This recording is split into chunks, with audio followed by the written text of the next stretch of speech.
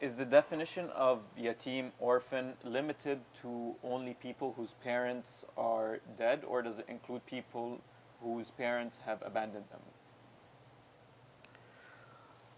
So yateem itself, orphan refers to one who's lost one or both parents, right? But an abandoned child is like an orphan. Is like an orphan, right?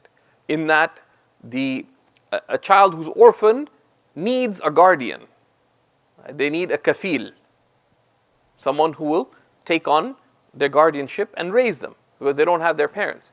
A child who's been abandoned may have biological parents, but such a child is also in need of guardians. Because if the parents have abandoned the child, with or without reason, there can be some cases where the child was abandoned for reason.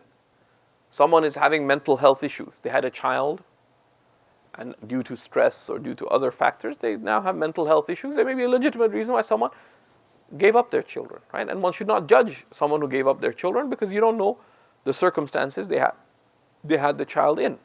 In some parts of the world, after cases like rape and other things, there's so much social stigma. They may be fearing for their life. So they abandon a child due to that. So we should not be hasty to judge, but rather we have to be hasty in taking responsibility. That if there's a child that's abandoned, for example, that the guardianship of a child who is orphaned or abandoned is of the greatest things that a believer can do. The Prophet ﷺ, the one who takes care of an orphan will be like this with me in paradise. And the Prophet ﷺ brought two of his fingers very close together. And the adab with that hadith is not to raise one's fingers and point in that way. Because the Prophet ﷺ, we don't have a narration of the Prophet ﷺ of how he pointed. And that's the caution in narrating hadiths. But there's tremendous reward in kafalatul yatim, in guardianship of a child. And one of the great, the lack of knowledge is so harmful, and lack of, superficial study of Quran and Sunnah can be so damaging.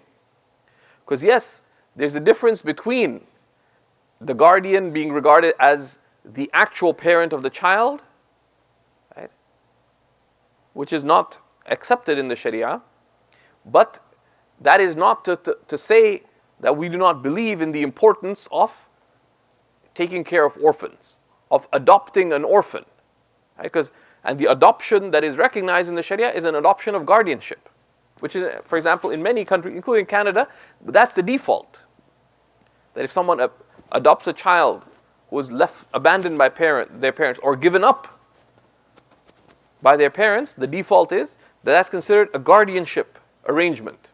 And the default is that the child is encouraged, that they encourage that the child be made aware of their biological parents, and the means be taken for them to be able to gradually reconnect with their biological parents too. So they have two sets of parents, their biological parents and their guardian parents. And this is something that there's great ignorance of in the Muslim community.